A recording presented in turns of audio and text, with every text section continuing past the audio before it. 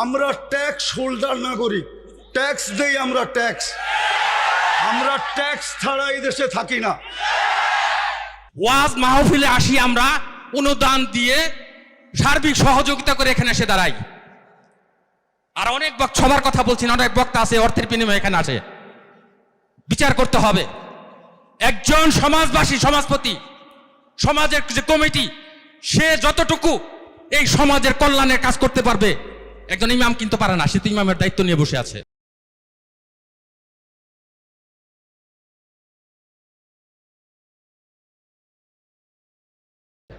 আর সভাপতি সাহেব যেই কথাগুলা বললেন, ওইগুলাই আমাদের পাথেয়র জন্য যথেষ্ট।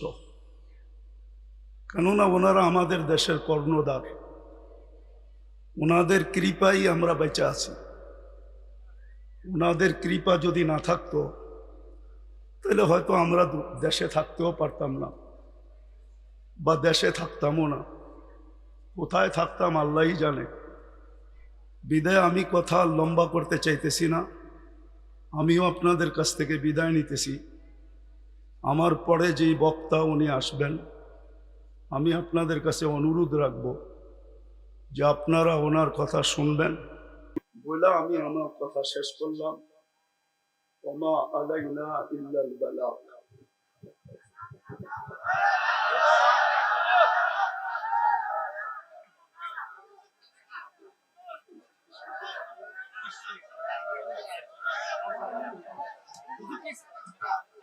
সময় নাই আমার কাছে, আপনি বসেন, আমার কাছে সময় নাই।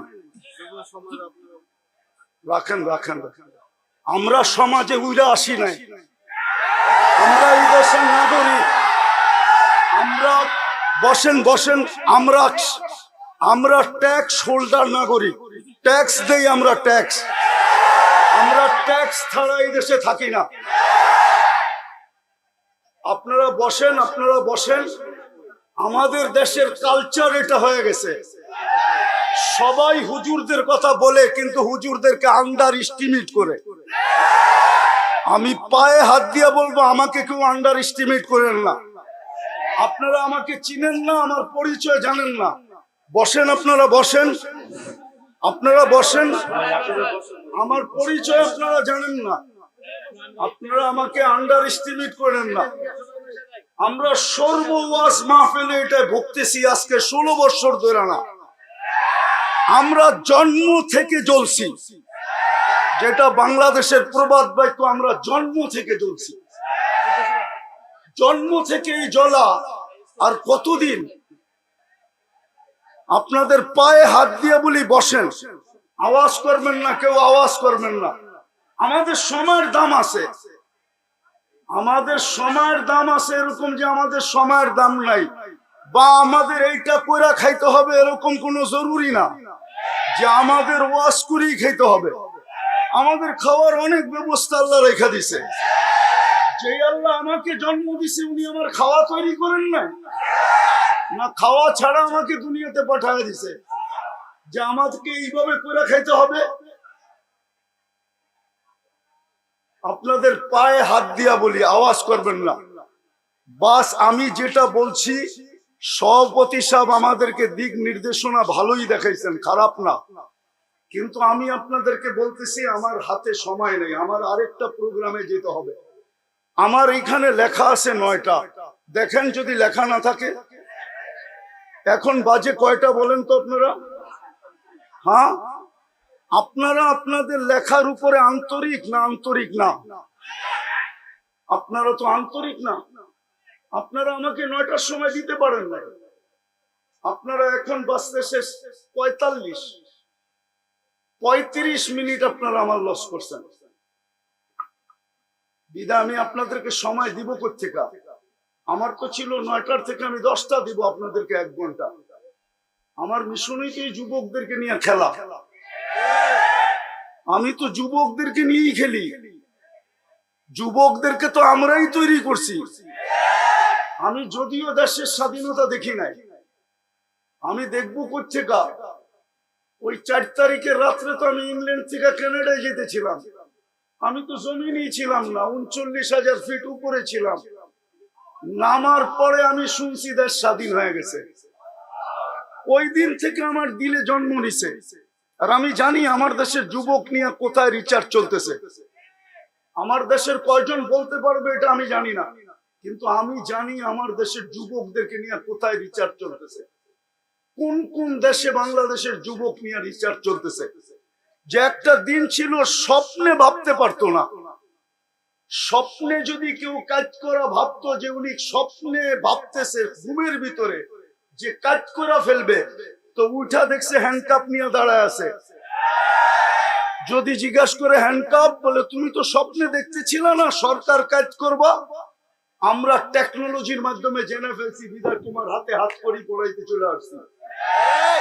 আমার দেশের যুবকরা স্বাধীনতা আইনা দিছে।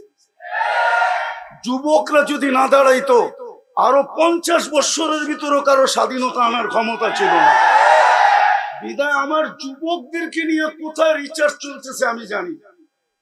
আমি জানি পেন্টাগনের কোন কামরায় রিচার্জ চলতেছে। পেন্টাগন চিনো তোমরা? হ্যাঁ, পেন্টাগন তো চিনো না, ঠিক না? কোন কামরায় পেন্টাগনের রিচার্জ চলতেছে? বাংলাদেশের যুবক এগুলা কি? বিদায় আমার মিশনই হলো যুবক নিয়ে খেলা। নাইলে আমি গত বছর এখানে আসছিলাম রাত্র 1টার সময়। আমি জানছি আমি এইখানে আসবো কয়টায় জানেন?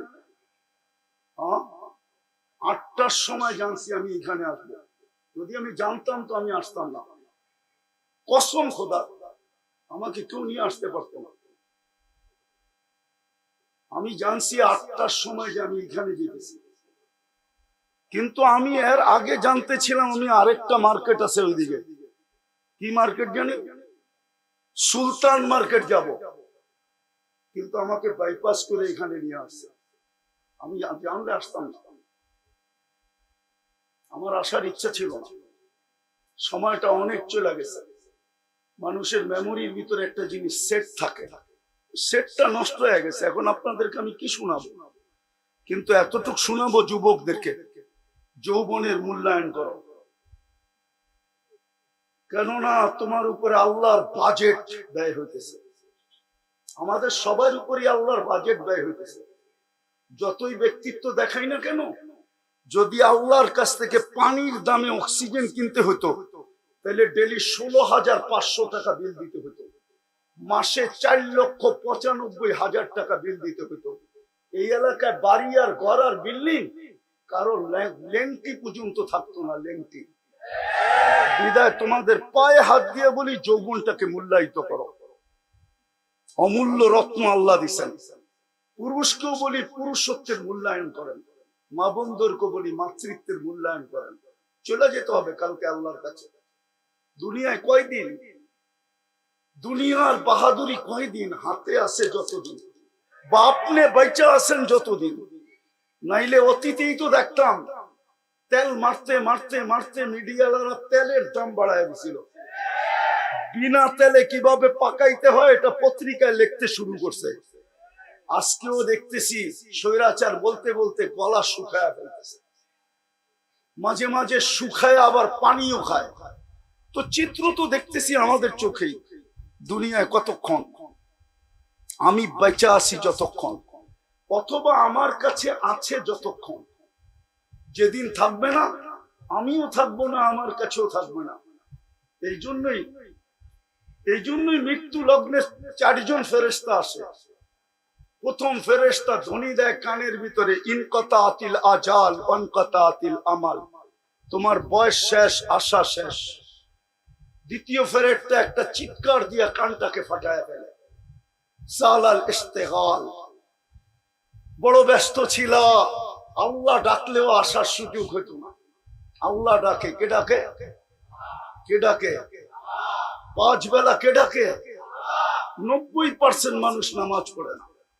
আপনি ব্যস্ত, কি নিয়ে ব্যস্ত? ও যুবক, তুমি কি নিয়ে ব্যস্ত বলো আমাকে? কি নিয়ে ব্যস্ত তুমি? কোন দেহটা নিয়ে ব্যস্ত? এই দেহটা কে দিছে? কে দিছে দেহটা? পূর্ণতা কে দিছে? পারলো তো না আজ পর্যন্ত।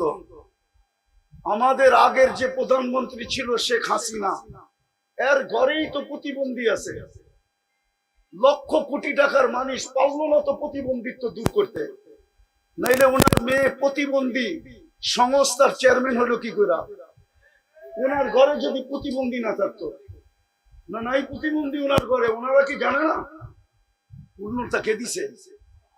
হ্যাঁ, কে দিছে? এটার ভিতরে পূর্ণতা কে দিছে? এক পানির দামে যদি অক্সিজেন কিনতে হতো, ডেলি 16,500 টাকা বিল দিতে হতো। তুমি কত শ্রম দিতা যুবক বলো? কয় টাকা বেতন করতা? কয় টাকা কামাইতা ডেলি বলো? শ্রম কতটুক দিতা? 100 গাদার শ্রম দিলেও তো 16,500 টাকা অর্জন করা মনে হয় সম্ভব হতো না।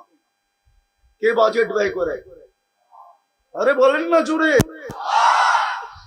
ডেলি 16,500 টাকার বাজেট আল্লাহ ব্যয় করে। যদি জিব্বা স্বাদ চেক করে দেয় আমাদেরকে, যদি স্বাদ মেশিন দিয়ে চেক করতে হতো তাইলে বোঝা যেত ঘরে আগে ফ্রিজ কিনে না মেশিন কিনে চেক করার মেশিন, স্বাদ চেক করার মেশিন। আগে ফ্রিজ কিনে না ওই মেশিন কিনে, আগে ওয়াশিং মেশিন কিনে না ওই মেশিন কিনে, আগে বাড়ি বানায় না আগে ওই মেশিন কিনে, তাইলে বুঝা যেত। আমাদের বিত্তশালীরা তো আমাদের দেশে চিকিৎসা করে না, কেননা আমাদের দেশের 80% রিপোর্ট বলে ভুল হয়।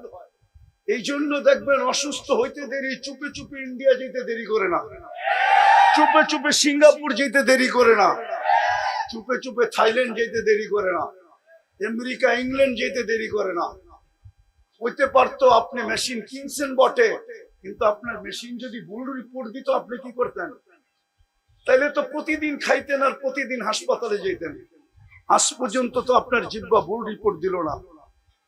এই জন্যই তো আপনি বোঝেন না স্বাদ চেক করার কয় টাকা লাগে। এই জন্যই তো আপনি আর আমি চিন্তা করি না গ্রান চেক করতে কয় টাকা লাগে।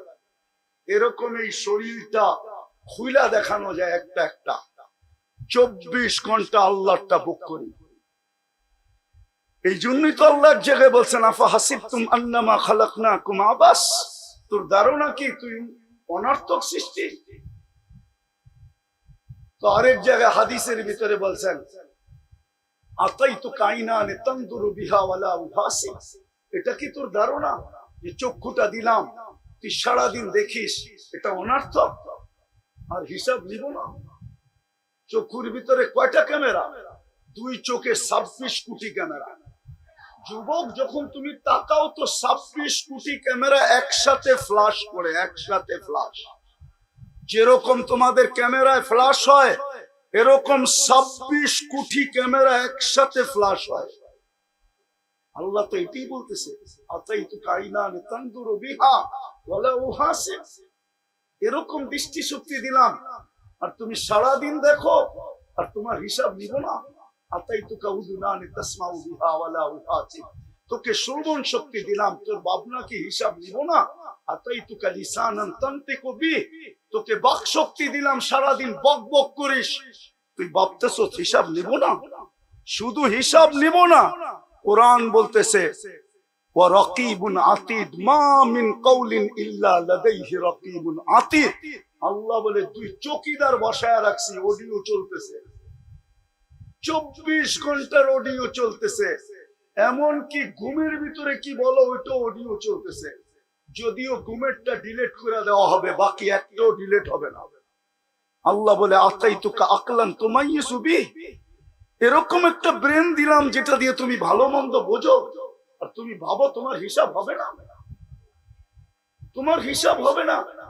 আতাইতুকা কলবান তাতাফাক্কারু বিহি ওয়ালা ইউহাসিব, আতাইতুকা ইয়াদানি তাফতিশু বিহা ওয়ালা ইউহাসিব, হাত দিয়া কর্ম করো, তুমি ভাবতেছো তোমার হিসাব নিব না। আতাইতুকা রিজলানি তামশি বিহা ওয়ালা ইউহাসিব, দুটা পাও দিলাম চলার জন্য, তুমি ভাবো হিসাব নিবে না। আতকুনতা সাগীরা ফাকাব্বারতু ওয়ালা ইউহাসিব, তুমি তো ছোটই ছিল, বড় তো আমি করলাম, তুমি ভাবছো তোমার হিসাব নিব না। কুনতা যায়িফা ফাকাওয়াইতু ওয়ালা ইউহাসিব, তুমি তো দুর্বল ছিল, তোমাকে তো সুঠামত্ব দিলাম, তুমি ভাবছো হিসাব নিব না। কুনতা জাহিলা ফাআল্লামতু ওয়ালা ইউহাসিব, তুমি তো অজ্ঞ ছিল, তোমাকে শিক্ষা দিলাম, তুমি ভাবতেছো তোমার হিসাব নিব না।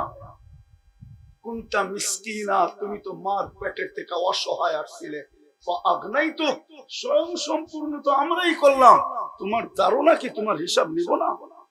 এই জন্য বলতেছি যুবক যৌবনের মূল্যায়ন করো, নাইলে কালকে কিন্তু হিসাব দিতে হবে। এটা দুনিয়া রঙ্গময়, যার মনে যা লয়। আল্লাহ ইচ্ছা স্বাধীনতা দিছে, দিকা ইচ্ছা মতো চলতে পারি। যদি ইচ্ছা স্বাধীনতা না দিতেন তাহলে সারাদিন আল্লাহটা ভোগ করবে আর আল্লাহর বিরুদ্ধে বলবে, আল্লাহর বিরুদ্ধে বলবে, আল্লাহর বিরুদ্ধাচরণ করবে। আমার সমাজের তো 90% নামাজ পড়ে না। ডাকে কে? আরে বলেন না জোরে, কে ডাকে? কে ডাকে? আল্লাহ কে? যারটা 24 ঘন্টা ভোগ করেন উনি আল্লাহ, যার কাছে হায়াত উনি আল্লাহ, যার কাছে মৌত উনি আল্লাহ, যার কাছে সুস্থতা উনি আল্লাহ, যার কাছে অসুস্থতা উনি আল্লাহ, যার কাছে ধনী হওয়া উনি আল্লাহ, যার কাছে গরিব হওয়া উনি আল্লাহ, যার কাছে ইজ্জত দেওয়া উনি আল্লাহ, যার কাছে বেইজ্জত করা উনি আল্লাহ। ইচ্ছা করলে সকালের ধনীকে বিকালে ফকির বানাইতে পারে, ইচ্ছা করলে বিকালের ফকিরকে সকালে ধনী বানাইতে পারে। উনি আল্লাহ। শুধু এইখানেই শেষ না, দুনিয়া ভাবে কিছু, আল্লাহ ভাবে কিছু। দুনিয়া ভাবে কিছু, আমরা আল্লাহ ভাবে কিছু। হ্যাঁ, দুনিয়া ভাবতে ছিল কিছু, আল্লাহ ভাবতে ছিল কিছু। আল্লাহ যেটা চায় ওইটাই হয়। তো ওই আল্লাহ ডাকে, শুধু এখানেই শেষ না, 99 পদের মালিক আল্লাহ ডাকে। 99 পদের মালিক আল্লাহ ডাকে। তর্জমা তো দেখে না, খালি নিজেরটা দেখি, আল্লাহর পরিচয় তো দেখি না। এই মজমা এক যুবকও নাই যে 99 নামের অর্থ দেখছে। এই স্টেজেও কেউ নাই 99 নামের অর্থ দেখছে। প্রত্যেকে আল্লাহ চিনবে। অফিসের সামনে তো পদবি লেখা থাকে, এই পোস্টারেও তো পদবি লেখা আছে পরিচয় হিসাবে। আল্লাহ তো নিজের পরিচয় দিছে 99 নাম দিয়া। আল্লাহ নিজের পরিচয় দিছে, আমি আল্লাহ কে ভালো মতো দেখ, তাইলে তোর বিবেকের পর্দা খুলবে, নাইলে একদিন দুনিয়ার জীবন শেষ হয়ে যাবে। আজকে সূর্য এই এলাকায় বলতে বলতে ডুবছে, হতে পারে কালকে তোমরা কেউ আমাকে উঠতে দেখবে না। আমি দুনিয়ার শত জায়গা চিনি এই 2 চোখে। আমি একটা দেশ তো দেখি নাই এই পর্যন্ত। 103টা দেশ দেখা শেষ আমার, 7টা মহাদেশ দেখা শেষ আমার। হ্যাঁ হ্যাঁ, আমি শুধু উন্নত দুনিয়া নিউজিল্যান্ড দেখি নাই, বাকি সব দেখা শেষ। আর আল্লাহর মেহেরবানি, দেখতে বেশি সময়ও লাগে না। আমার পাসপোর্টের যে অবস্থা এখন আছে, যদিও কথা মিডিয়ায় চলে যাবে, আমার এয়ারপোর্টে গিয়ে টিকিট নিলেই চলবে। আমি বড় অহংকার করে বলতেছি না, আমি চিনি দুনিয়ার ওই জায়গা, এক রাত্রে মাটির সাথে মিশিয়ে দিছে। ওই জায়গা চিনি যে জায়গায় ঈসা আলাইহিস সালাম দাঁড়ায় জিজ্ঞাসা করছে এক রাত্রে কিভাবে সমুদ্রে ধ্বংস করলো। তো বলছে বিতনা বিল আফিয়া আসবাহনা ফিল হাবিয়া। ফুর্তি করতে করতে ঘুমায় গেছিলাম, নিশ্চিন্তে সকালে উঠা দেখি হাবিয়া দুচোখের ভিতরে। আজকে সূর্য বলতে বলতে এই এলাকায় ঢুকছে, এখনো মাটিটা বলতেছে তামশি আলা যাহরি মাসিরুকা ফি বাতনি। হতে পারে এখান থেকে উঠা কেউ বাড়িতেও পৌঁছতে পারবে না, এর আগেই শোনা যাবে হাসপাতালে নিয়ে গেছে, ডাক্তাররা ঘোষণা দিছে ডেড, চলে গেছে দুনিয়ার থেকে। হতে পারে এরকম। এই জন্য মাটি 24 ঘন্টা বলে তামশি আলা যাহরি মাসিরুকা ফি বাতনি, আমার পেটে চলমান, অতি সত্বর তুই আমার পেটে আসবি, তারপরে দেখবি ব্যবহার। এই জন্য আমি শেষ জায়গায় চলে আসছি। যুবক, তোমাদের পায়ে হাত দিয়া বলি, শুধু তোমাদের আয়োজন দেখে এতটুকু লম্বা করলাম, তোমাদের পায়ে হাত দিয়া বলি, যৌবনের মূল্যায়ন করো। ওই যুবক নিজেকে বানাও যাতে আল্লাহ দেখা তোমাকে বলে লাউলা শাবাবা খুশা। দুনিয়ার মানুষ তোমাদেরকে ইজ্জত দিলে কতটুক দিবে? আমি জানি দুনিয়ায় কতটুক মানুষকে ইজ্জত দেয়, কতটুক দিবে দুনিয়ার মানুষ ইজ্জত। যদি দুনিয়ার মানুষ ইজ্জতই দিত তাইলে এখন বলতে হয় রাজনীতি কথা বলতেছি না, মনের কথা বলতেছি। হ্যাঁ, তাইলে জুলাই সনদ নিয়ে এত টাল বাহানা কোনোদিন হতো না। যদি মূল্যই দিত যুবকদেরকে, যদি জনগণকে মূল্যই দিত যে জনগণ করছে, যুবকরা করছে, তাইলে জুলাই সনদ নিয়ে এত টাল বাহানা হতো না, এত গড়াগড়ি হইতো না, এত দাম কষাকষি হইতো না, এত ছানাছানি হইতো না, এত ফেটাফেটি হইতো না, এত চিল্লাচিল্লি হতো না। দুনিয়ার মানুষ কতটুকু দাম দিবে? দুনিয়ার মানুষ অতক্ষণ দাম দিবে যতক্ষণ তুমি চামচ হইতে পারো। বস, তোমার তরকারি বাড়া শেষ, তোমার প্রয়োজন শেষ। আমার কথা বিশ্বাস করো, আল্লাহ তোমাকে দাম দিবে যদি তুমি মূল্যায়ন করতে পারো যৌবনে। আমি হাদিস থেকে দেখাইতেছি কতটুকু দাম দিবে।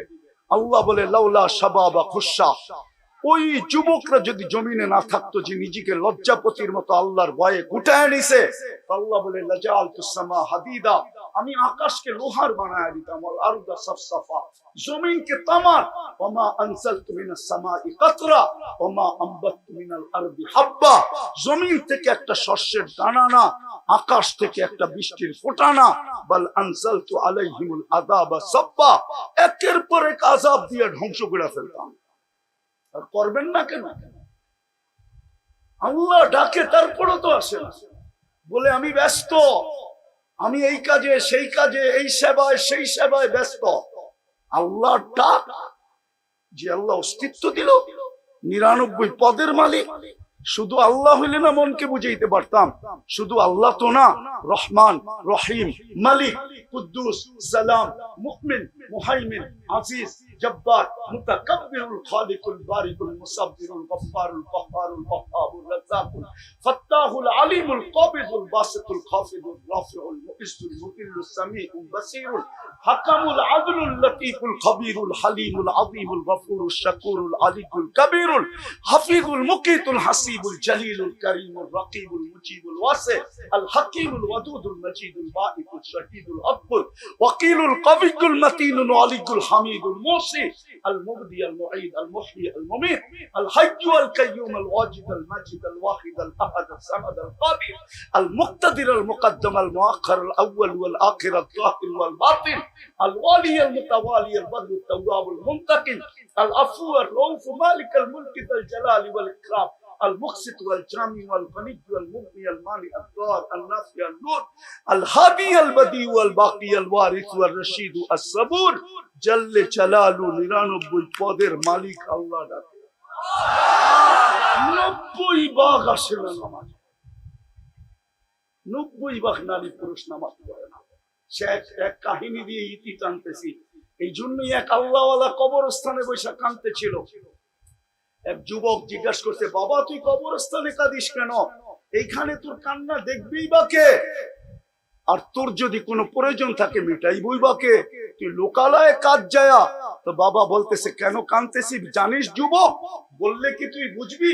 বলে বল না বাবা, দেখি বুঝে আসে কিনা। তো বাবা বলতেছিল, চোখে দেখতেছি, চোখে।